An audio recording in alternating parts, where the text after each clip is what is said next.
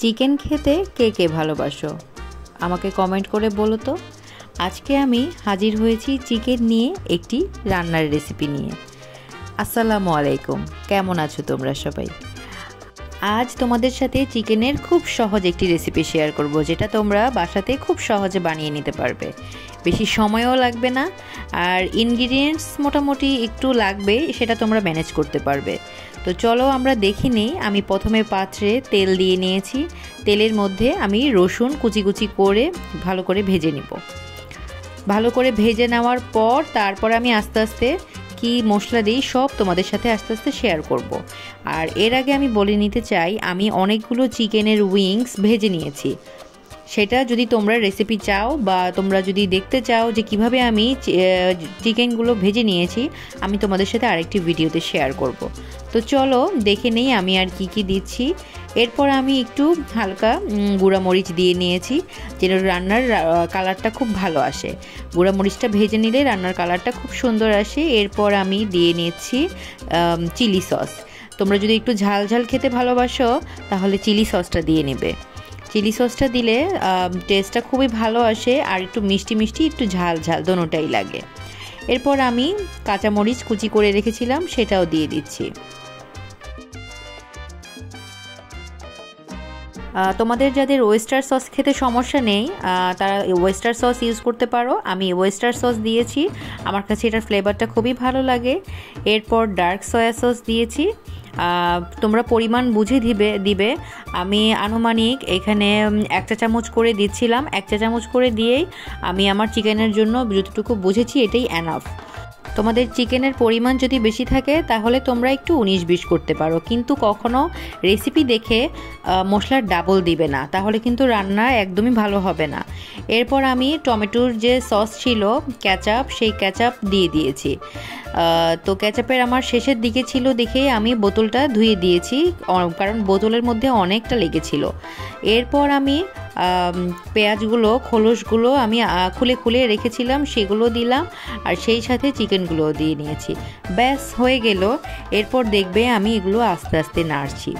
তো নাড়তে নাড়তেই আমি তোমাদের সাথে কিছু কমেন্ট শেয়ার করব, যেগুলো আমার খুবই পছন্দের কাছের মানুষেরা কমেন্টগুলো করেছে। জনিস কিচেন থেকে বলেছে, আপু তোমার রান্নাগুলো খুবই দারুণ, খুবই লোভনীয়।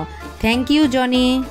ফারজানা কমেন্ট করেছে, আজ থেকে তোমার রান্নার ভিডিওগুলো দেখা শুরু করে দিলাম। Thank you Farzana. তো চলো আমরা আবার রান্নায় চলে যাই। রান্নাতে এর মাঝে আমি দিয়ে নিয়েছি ক্যাপসিকামগুলো আমি ডিপেই সংরক্ষণ করে রেখেছিলাম, সেই ক্যাপসিকামগুলো দিয়ে দিলাম। আর আমি দিয়ে দিলাম বরবটি খেতে কে কে ভালোবাসো আমাকে কমেন্ট করে বলো তো। আমার তো বরবটি খুবই ভালো লাগে। তো তারপর বরবটি দিয়ে আমি আস্তে করে আর একটু নেড়ে চেড়ে নিব। আর আমার কাছে মনে হয়েছিল চিলি সসটা কম হয়ে গিয়েছে। এরপর আমি আবার চিলি সস আর একটু দিয়ে নিয়েছি, আমার টেস্টের উপর ডিপেন্ড করে, কারণ আমি একটু ঝাল ঝাল খেতে ভালোবাসি। তোমরা যদি তেমন ঝাল খেতে না চাও তাহলে তোমরা ওইটা স্কিপ করতে পারো বা পরিমাণে কম দিতে পারো।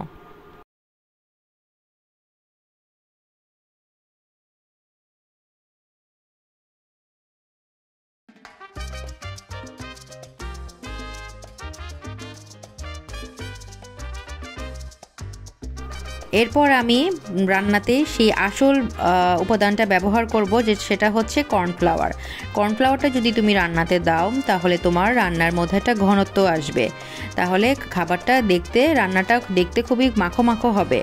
তো আমি এটি আলাদা একটি পাত্রে পানি দিয়ে গুলিয়ে নিয়েছি, 3-4 চামচের মতো, সেটা আমি দিয়ে নিয়েছি। এরপর আমি আস্তে আস্তে নাড়তে থাকবো।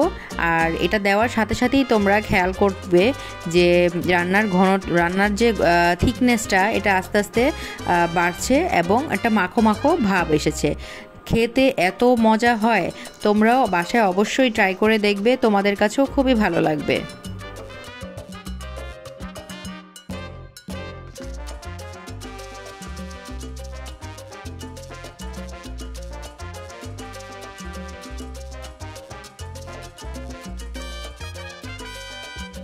এরপর আমি রান্নার টেস্ট আরও বাড়ানোর জন্য দিয়ে দিব একটু চিনিটা দেওয়ার পরই আমার খাবারের টেস্টটা আরও বেড়ে গিয়েছে। তো এই ছিল, তোমরা বাসায় অবশ্যই ট্রাই করে দেখবে, আর ভালো লাগলে আমার ভিডিওটিতে একটি লাইক দিবে আর আমার চ্যানেলটা সাবস্ক্রাইব করবে। সবাই ভালো থেকো, সুস্থ থেকো আর আমার পাশে থেকো। আল্লাহ হাফেজ।